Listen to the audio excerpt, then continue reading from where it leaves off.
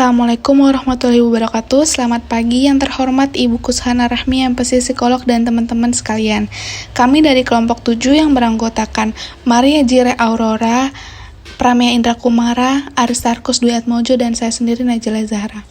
Kami akan mempresentasikan materi tentang pendekatan psikodrama.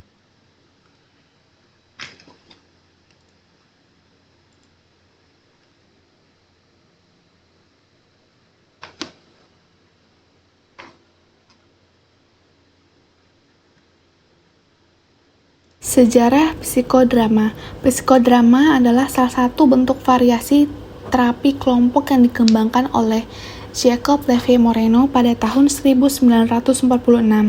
Moreno mendapat ide untuk mengembangkan jenis terapi berbasis teater dengan mengamati seorang aktris dengan temperamen yang biasanya kasar, namun ketika berada di atas panggung, dia dapat bersikap tenang sesuai dengan peran yang diminta. Oleh karena itu, ia berpikir bahwa perilaku yang dilakukan dapat mempengaruhi kehidupan nyata seseorang. Moreno melihat emosi-emosi yang terpendam dapat dibongkar. Kompleks emosional dihilangkan untuk membawanya ke kesadaran dan membuat energi emosional diungkapkan atau katarsis. Untuk mengembangkan bentuk terapi alternatif ini, ia menggabungkan pengetahuannya tentang filsafat, psikiatri, teater, dan mistisme. Pada tahun 1942, Moreno mendirikan asosiasi yang dikenal sebagai American Society for Group Psychotherapy and Psychodrama. Dan selama sisa hidupnya, ia mendedikasikan dirinya untuk berpergian serta mengajar menggunakan teknik yang telah ia kembangkan di banyak negara.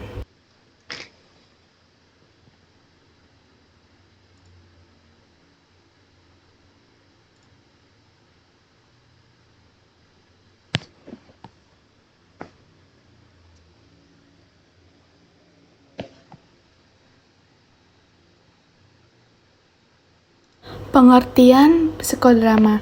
Psikodrama adalah sebuah jenis terapi eksperimental yang berbasis aksi di mana pasien didorong untuk memainkan suatu peran emosional di depan para penonton tanpa ia sendiri pernah melakukan latihan sebelumnya. Selain itu, menurut Corey tahun 1985, psikodrama merupakan suatu permainan peran yang dilakukan agar individu yang bersangkutan dapat memperoleh pengertian yang lebih baik tentang dirinya, untuk dapat menentukan konsep dirinya, menyatakan kebutuhannya, dan reaksi terhadap tekanan terhadap dirinya. Jacob Moreno menggambarkan psikodrama sebagai eksplorasi ilmiah kebenaran melalui metode dramatis. Pendekatannya menggabungkan unsur-unsur yang diambil dari sosiometri, dinamika kelompok, dan teori peran, serta mencoba mendorong kreativitas dan spontanitas. Manfaat utama psikodrama umumnya dianggap memungkinkan pasien untuk menghasilkan perspektif baru tentang kehidupan masa lalu, sekarang, dan masa depan mereka.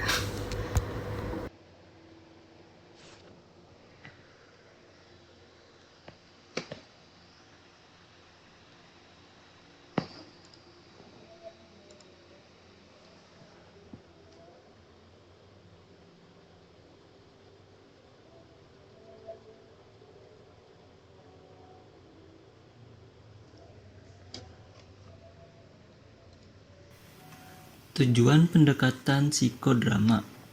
Beberapa tujuan dari adanya pendekatan psikodrama diantaranya seperti membantu seorang pasien atau sekelompok pasien untuk mengatasi masalah-masalah pribadi dengan menggunakan permainan, peran, drama, atau terapi tindakan, sehingga orang lain dapat mengerti apa masalah yang sedang mereka hadapi. B. Menghasilkan respon emosional, perilaku, dan kognitif pada pasien, sehingga mereka dapat lebih memahami peran yang mereka mainkan dalam berbagai aspek kehidupan mereka, tantangan yang mereka hadapi, dan cara mereka berinteraksi.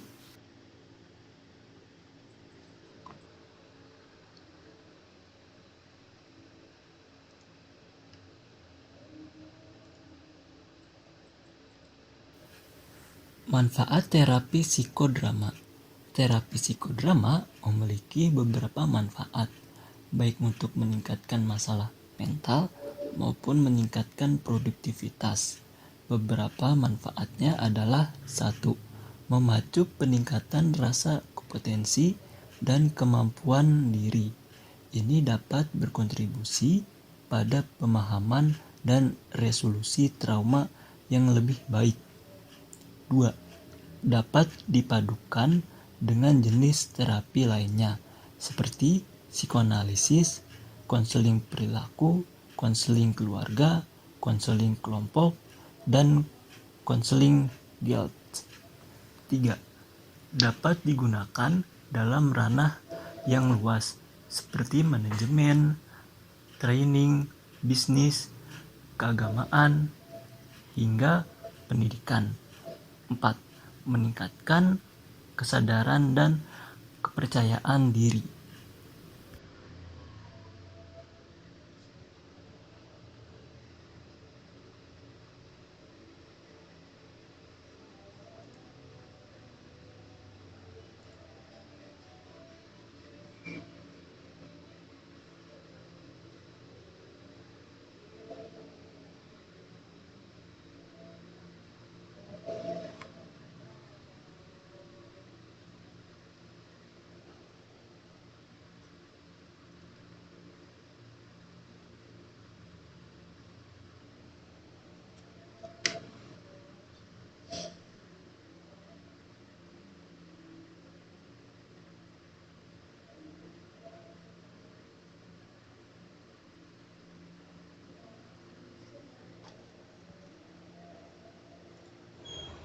Komponen dalam psikodrama.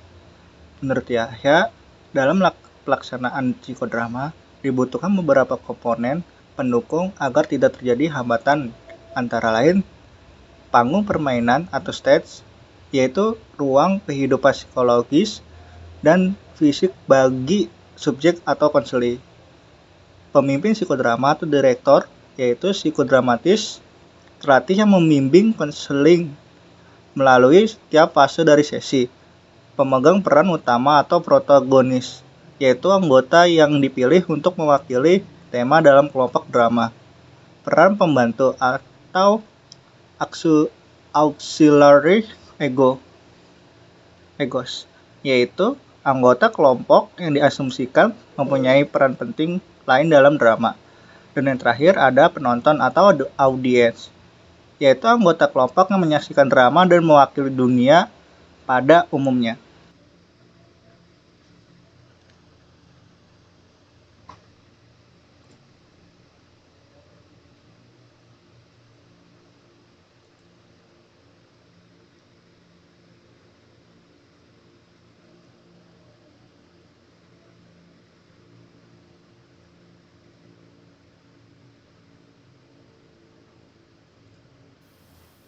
Teknik dalam terapi psikodrama. Terapi psikodrama biasanya berlangsung 1 hingga 2 kali dalam seminggu dengan melibatkan 8 hingga 12 orang anggota. Satu sesi pelaksanaan konseling biasanya dilaksanakan berdasarkan kesepakatan dari anggota kelompok. Setiap sesi pelaksanaan teknik konseling psikodrama biasanya difokuskan pada satu permasalahan individu. Dalam kelompok, anggota lain dari kelompok kemudian akan mengambil peran pendukung selama sesi jika diperlukan. Seperti halnya latihan teater, ada beberapa fase yang berlangsung selama terapi, yaitu fase pemanasan, fase aksi, dan fase berbagi atau sharing. Dalam terapi psikodrama juga membutuhkan waktu yang panjang, mengingat setiap orang di dalam kelompok akan bergantian menjadi pemeran utama pada setiap sesi. Jika ada 12 orang, berarti membutuhkan waktu 12 sesi terapi hingga seluruh rangkaian selesai.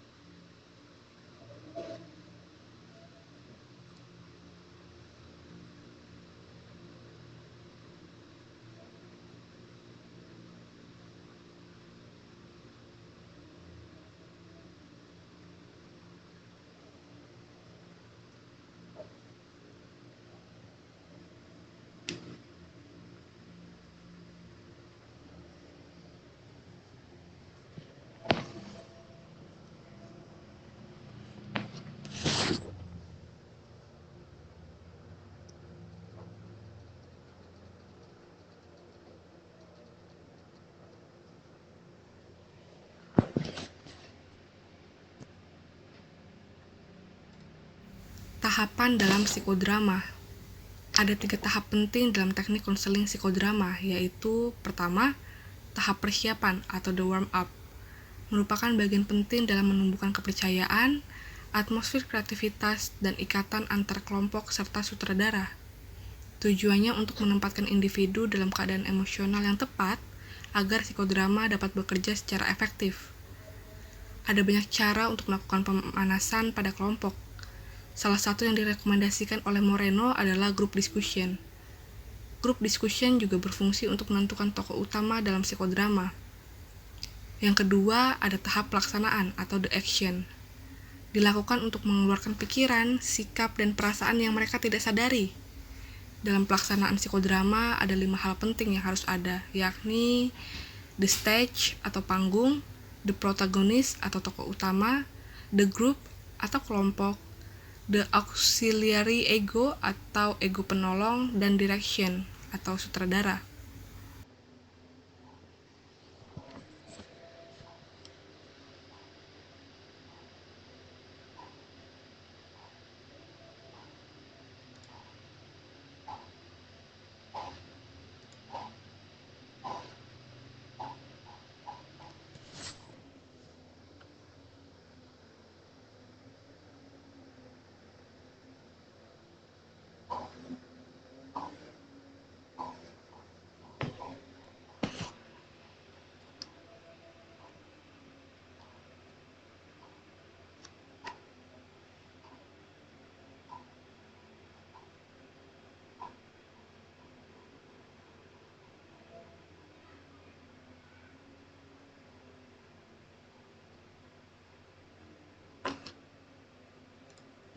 Selanjutnya ada tahap terakhir, yaitu tahap diskusi atau tahap berbagi pendapat dan perasaan, the sharing. Pada tahap ini, kelompok melakukan katarsis, mengeluarkan pendapat yang tak menghakimi antara satu sama lain, dan memberikan integrasi nilai-nilai. Sharing di sini bukanlah sekedar memberi feedback, akan tetapi lebih untuk menetralkan emosi-emosi negatif. Fungsi lain dari adanya sharing adalah untuk menenangkan kembali keadaan personal, juga untuk mengembalikan kelompok ke realita hidupnya masing-masing.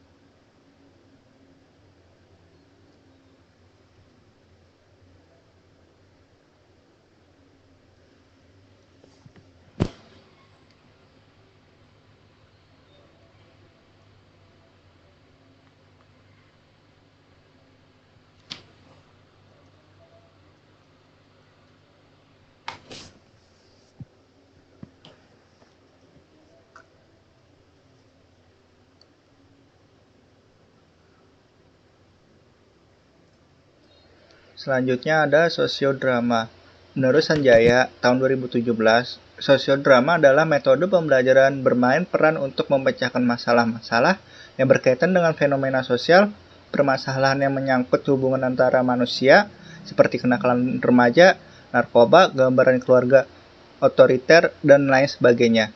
Sedangkan menurut Saiful Bahri Jamar, tahun 1997, metode sosiodrama pada dasarnya mendramatiskan tingkah laku dalam hubungan dengan masalah sosial. Selain itu, sosiodrama juga dapat meningkatkan kompetisi individu karena metode ini berpusat pada klien atau klien oriten, di mana klien diminta untuk aktif dalam setiap berlangsungnya sesi.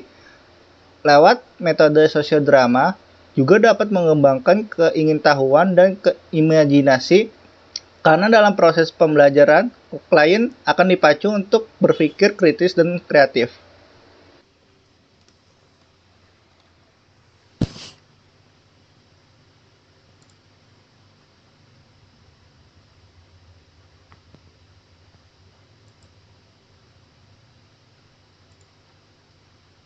Sosiodrama. Dalam sosiodrama digunakan role playing, yakni beberapa orang mengisi peranan tertentu dan memainkan suatu adegan tentang pergaulan sosial yang mengandung persoalan yang harus diselesaikan.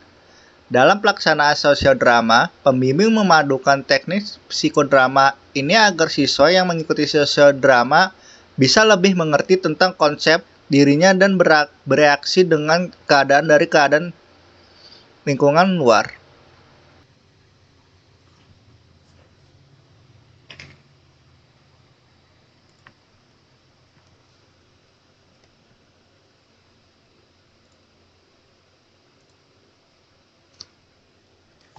Sosiometri.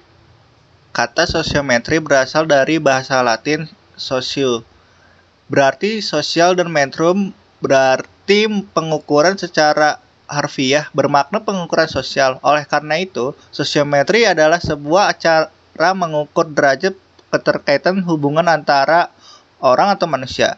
Pengukuran keterkaitan dapat berguna tidak hanya dalam penilaian perilaku dalam kelompok, tetapi juga untuk intervensi yang membawa perubahan positif dan untuk menentukan tingkat perubahan.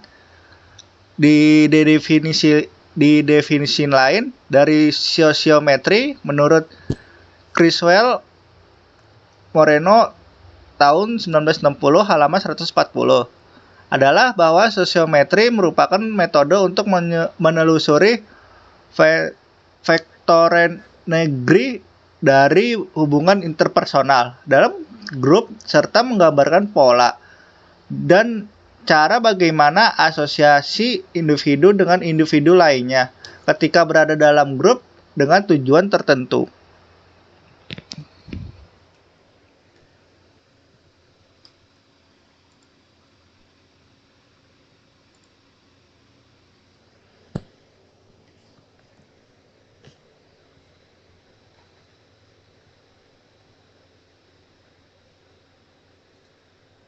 Sosiometri. Jacob Levi Moreno menciptakan istilah sosiometri dan melakukan penelitian sejak 1932 sampai 1938 di New York. Moreno sendiri mendefinisikan sosiometri sebagai studi matematis dari sifat psikologi populasi, teknik eksperimental, dan hasilnya diperoleh dari aplikasi metode kuantitatif. Moreno 1953 halaman 15-16. Dalam kelompok kerja, sosiometri dapat menjadi alat yang ampuh untuk mengurangi konflik dan meningkatkan komunikasi karena memungkinkan kelompok untuk melihat dirinya secara objektif dan menganalisis dinamika tersendiri. Ini juga merupakan alat yang ampuh untuk menilai dinamika dan perkembangan dalam kelompok dikhususkan untuk terapi atau pelatihan.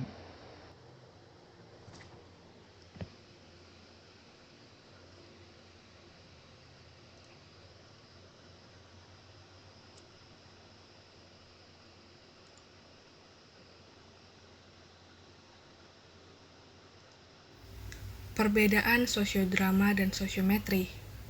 Sosiodrama adalah metode pembelajaran bermain peran untuk memecahkan masalah-masalah yang berkaitan dengan fenomena sosial. Permasalahan yang menyangkut hubungan antar manusia seperti masalah kenakalan remaja, narkoba, gambaran keluarga yang otoriter, dan lain sebagainya. Sedangkan sosiometri adalah alat untuk meneliti struktur sosial dari suatu kelompok individu berdasarkan penelaahan terhadap relasi sosial dan status sosial dari masing-masing anggota kelompok yang bersangkutan.